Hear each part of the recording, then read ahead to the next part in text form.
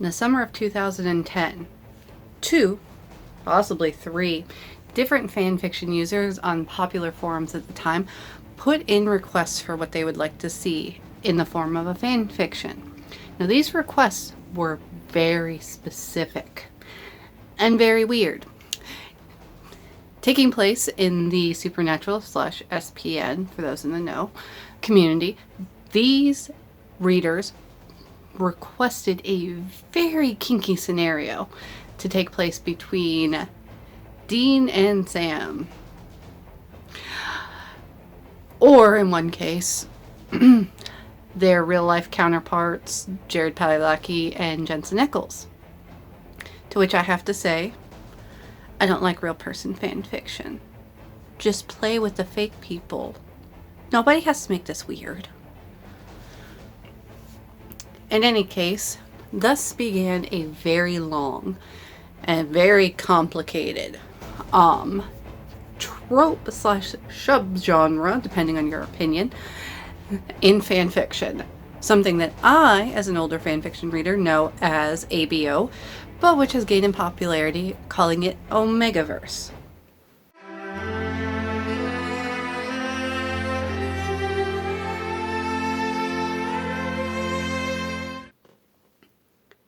Hi everybody, welcome back to A Well-Read Nerd. I'm Amber, and today we're going to be doing something a little bit different. Today I am going to take somewhat of a deep dive into a popular fanfiction trope. That fanfiction trope, if you watch the intro, you already know. If you skipped that, here it is. I'm going to be talking about Omegaverse, or ABO as I know it. For anybody not familiar with ABO, it is a popular form of speculative trope that gained popularity in 2010 through about 2015 in fanfiction. People still write it, people still read it. I didn't find it until 2000, let's say somewhere between 2015 and 2017, okay? I can't remember exactly when, but that's when I stumbled on it. I stumbled on it in a very niche way, though. So, yeah, there are a lot of sub-niches to this sub-trope. So, keep that in mind as we go along. Buckle up. Also, I'm going to be throwing around a lot of fan fiction terms here. If you don't know them, that's fine. Not everybody's been in the community longer than most sitting senators have been senators. I'm joking. Okay, so I have been a fan fiction reader since roughly 2003. That means I've been reading fan fiction for about half of my life. Let's go with that. Like 2003, I was, over half my life. So I know a lot of the terms. As terms evolved, I just sort of went with it because that's what you do in the community.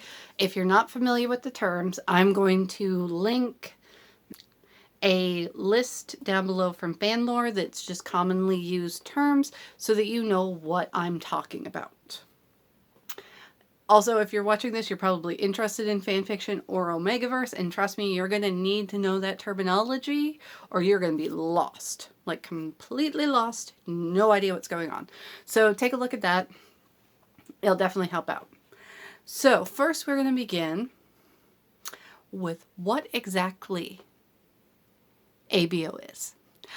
So ABO, or Omegaverse, is a form of speculative fiction, like I told you before, that details how there are slight quirks to human biology that manifest in a mildly lupine-like way.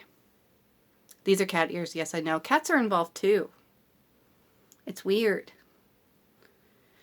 Never look up cat reproduction.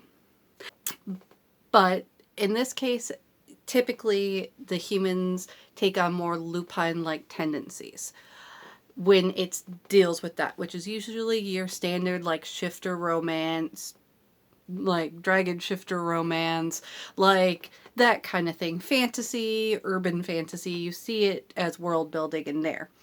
The other form that you see it in is basically where these genetic quirks aren't correlated to a different species or subspecies, but are just taking place in humans. So those are the two places that you have. You have like the shifter, like paranormal, supernatural, fantasy level, and then you have the ones where this just appears and everything is the same as normal, like the world. How these traits manifest differ a lot. So I'm just going to cover the bare bones because there are plenty of people that have taken this in new directions. There are plenty of people who have added things that other writers have used and things like that. So we're just going to go over the bare bones. And that starts with, what the hell does ABO stand for?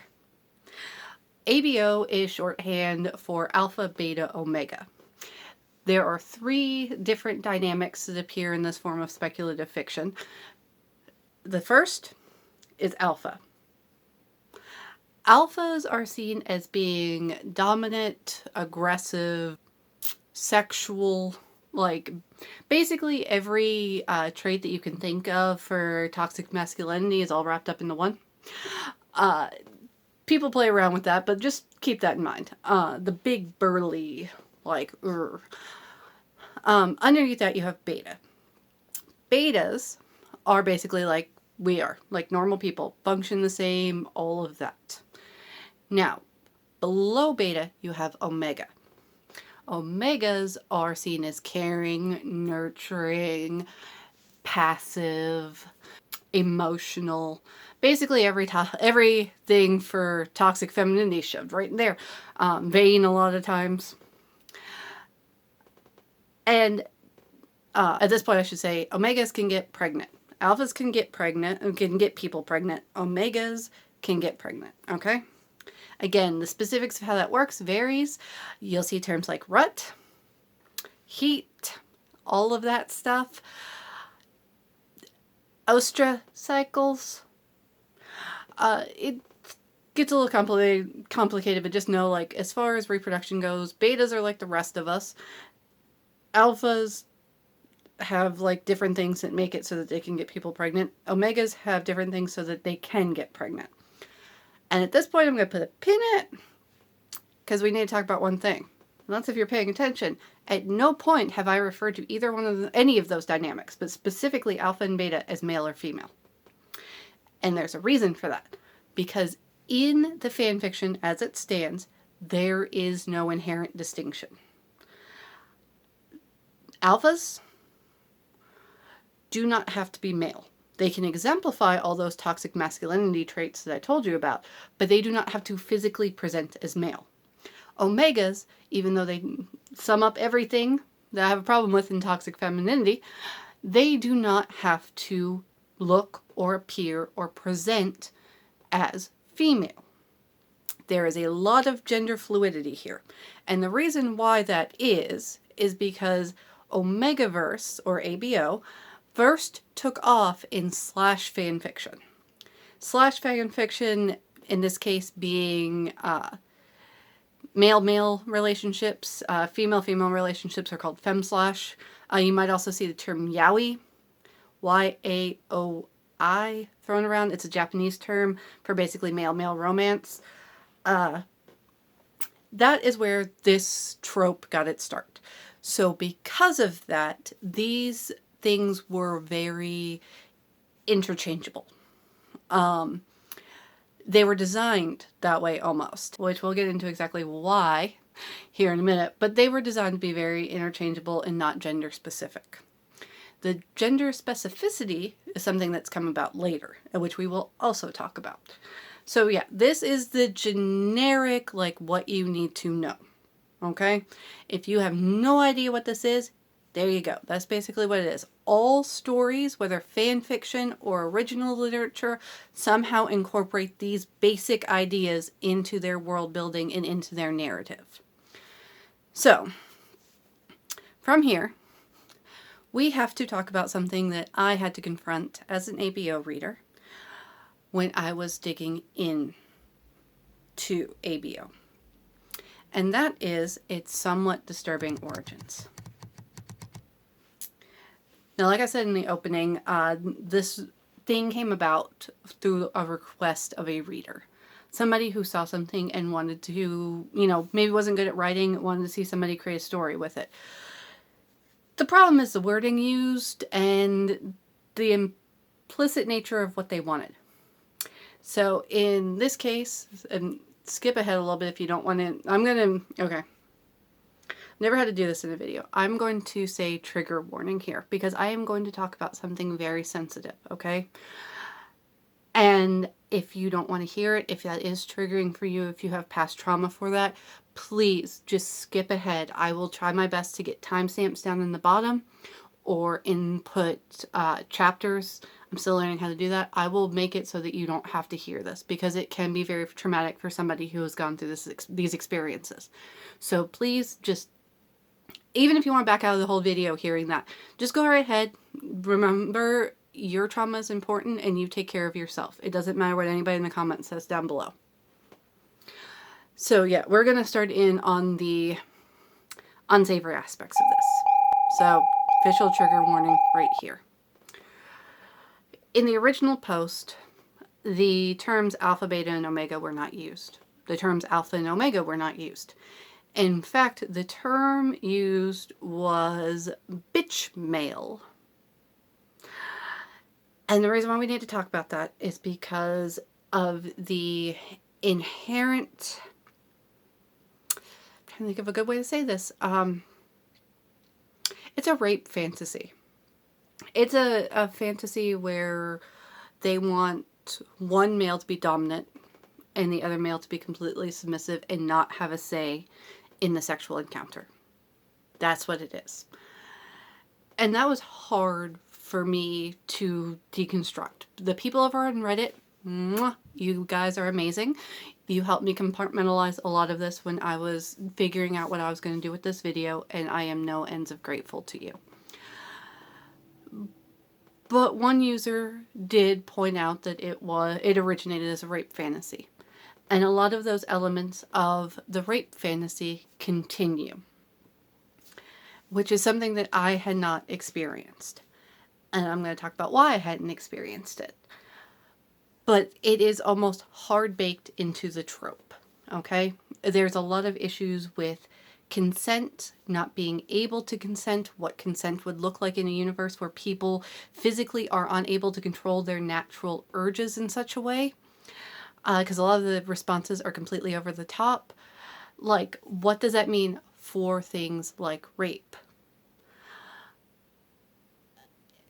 And the answer is there's no clear answer.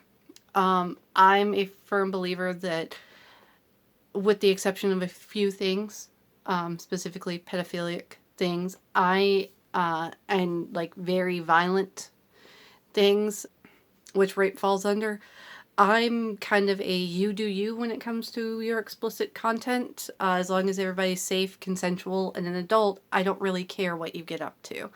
The problem is a lot of these blur the line quite a bit, and it's uncomfortable to read. I've read some of them, and they are deeply uncomfortable for me to read. So take that what you will. Now I'm going to get into why I had no idea that this was part of it. And that's because, spoiler alert if you haven't heard me talk about it before, I'm an LGBTQ member. Which ones are not explicitly needed here.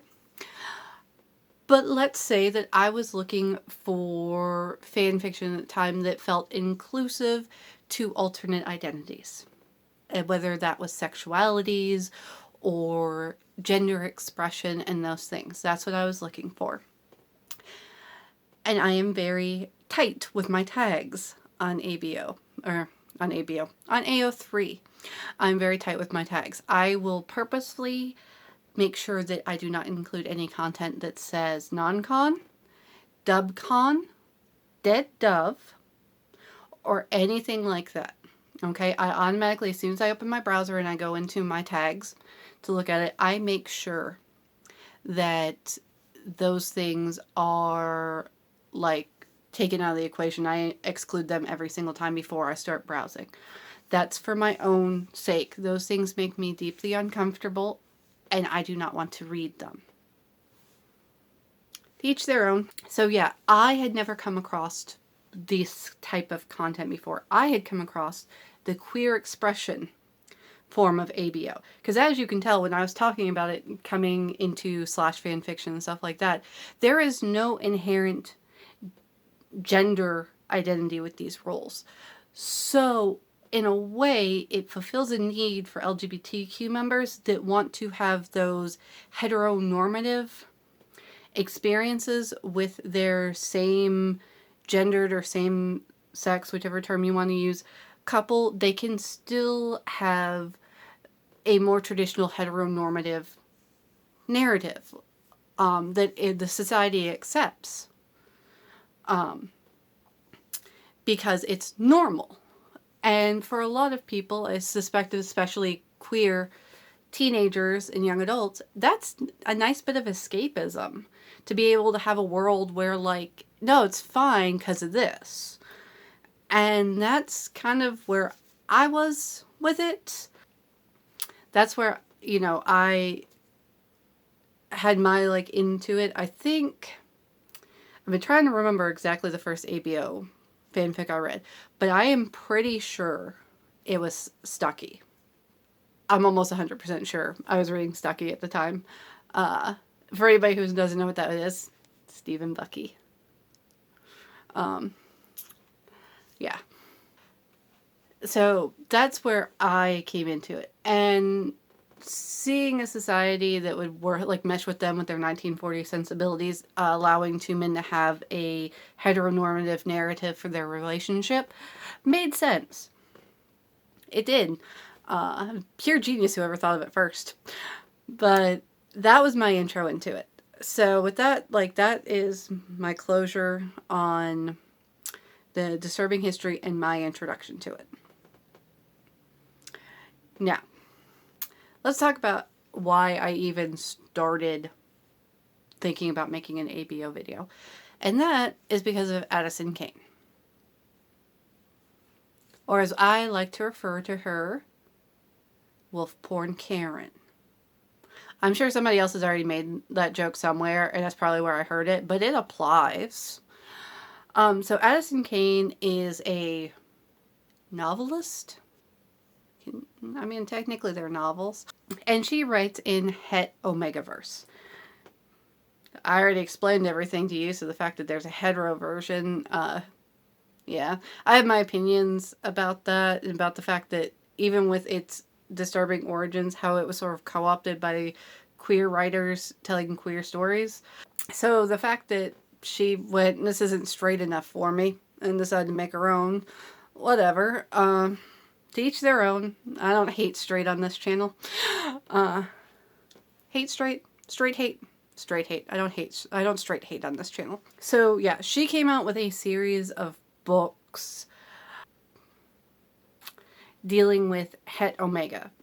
And that is traditional heteronormative het, meaning that the males were alphas and the females were omegas. She basically just took regular smut and just sprinkled a little bit of spice on top. But whatever. Again, not hating her for that. I'm hating her for what came later. So everything was fine. She was writing her little stories, making money off of it. And then one day, somebody, or she, found another story that was getting ready to be released by an author known as Zoe Ellis.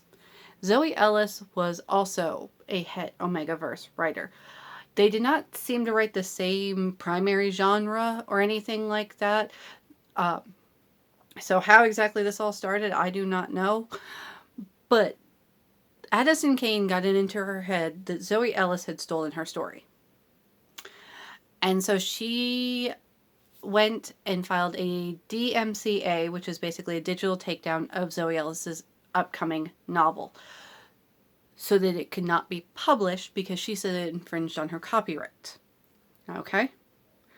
Alright, so that happened. All of her books got taken down, and Zoe Ellis was very confused, as anyone would be in this case.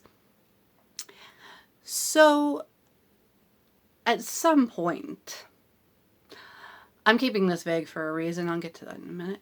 At some point, it was decided that Miss Kane was going to sue Zoe Ellis for copyright infringement. And then that went to a court of law. At which case, all aspects of the book and all information had to be shared freely in the court, making it part of public record unless it was redacted. So, in the suit, Addison Cain claimed that Zoe Ellis allegedly lifted parts of her story for her upcoming novel. When pressed by the judge to name exactly what aspects Miss Ellis had taken from Miss Cain's work, Miss Cain reportedly said that it was too painful for her to read the books side by side, so she could not give an itemized list of the copyright infringement.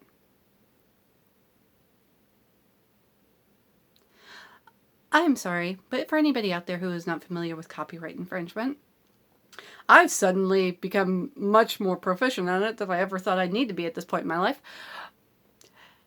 Apparently, saying, "No, I just think so," is not good grounds for a copyright lawsuit.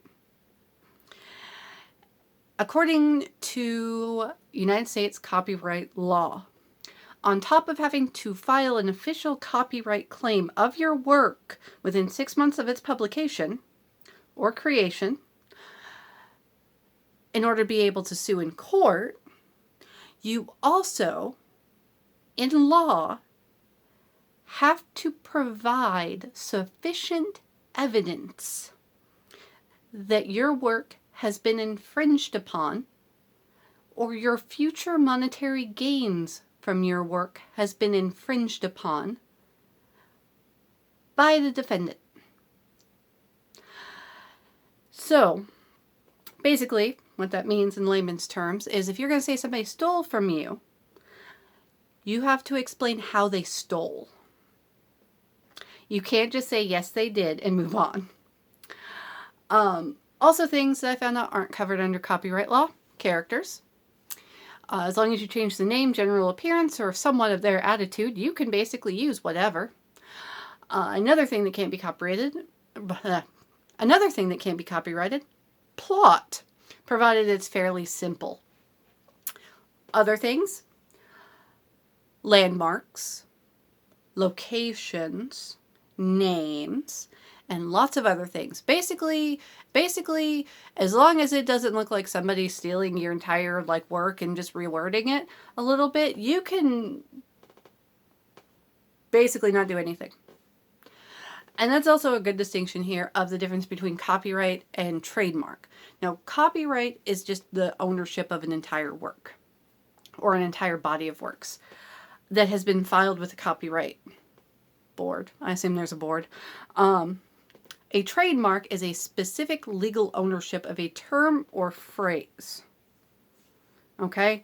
In this case, she did not have a trademark on any of the information. She only had her generic copyright. So there was very little leg to stand on. But the court case went ahead. Her publishing house sadly had to liquidate its assets due to legal costs and legal drama. And the case was eventually thrown out. Miss Ellis, peeved by the whole scenario, countersued Miss Cain for loss of income due to the DMCA and the fact that she could not put out her novels. This too was eventually thrown out. So in the end, neither of these people got anything that they wanted. I don't really know what Miss Ellis wanted, but there is a lot more drama that went on behind the scenes. But I'm not going to pull those other poor women into this scenario. These two people have their names on legal documents and many a news article, so I don't feel bad about saying anything about this court case. Also, I watched the Lindsay Ellis video about this. I apparently watched it when it first came out and I forgot about it. But she got cease and desist letters from Addison Cain's lawyer for reading excerpts from her book. It's the reason why I'm not reading any, and I didn't want to pay for them. But yeah, I kind of hope she sent the DMCA against my video, because man, I could use the traffic. I could make a response video. I'll think about this from a business standpoint. Also, I don't own anything. Does she want my collection of Maris manga back there? I've almost got the whole set. Anyway, that'd be hilarious. All right, so let's get into why I made this video. And that is the fact that I don't think most people realize how much fan fiction permeates literature. I mean, yeah, we all poke fun at 50 Shades of Grey, but it's less about it being a Twilight fan fiction and more about the fact that it sucks. Like, it was not a well-written novel, E.L. James. Get a better editor. But fan fiction is inherent in literature, and I don't think most people realize how inherent it is. The tropes and the plot devices, let's go with plot devices, that you see crop up in fan fiction in a crowdsourced like community have made their way into fiction. Just look at the plethora of like enemies to lovers that are popular in YA novels. Like, that was something that was popular back when HP fan fiction was in its height, back in like my college years. You know, Harry Draco. I still read Harry Draco sometimes because I hope somewhere in the world J.K. Rowling consents that I'm reading it and it's kinky and she can just deal with that. But yeah, so that's my thing, is fan fiction permeates a lot more than people think it does. And fan fiction takes a lot of different forms. Specifically, it takes a lot of forms of written fiction that people read, but they don't view it as fan fiction. This book that I'm currently reading by A.C. Wise is fan fiction. It's based off of a series that no doubt they liked when they were growing up, and they wrote a different version as an adult. That's fan fiction. Sorry, AC, I know you liked my video or my photo on Instagram, and thank you. Thank you so much. But that's another point. I felt like I had to apologize for calling this fan fiction, and the question is, why? There's nothing inherently wrong with loving something so much and wanting to put your own spin on it. So this series, which I am tentatively calling The Case for Fan Fiction, I am going to look at different things involved with fan fiction that have made their way into larger literature or even other media. Because I think it's something we should talk about. There are a lot of amateur writers out there. I was one of them. I'm not going to tell you what I wrote. You're going to have to work for that. Happy hunting. But they are adding things which are becoming like common in regular literature. So I'm going to look through various things and I am going to see exactly where does that divide come. In what case is this fan fiction acceptable and applauded and the other one isn't? So that's going to be it for today. This book is really good. Go check it out. Once again, share, comment, subscribe, give a thumbs up, do all of that if you feel like it. It helps me in the algorithm. That's mostly all I care about.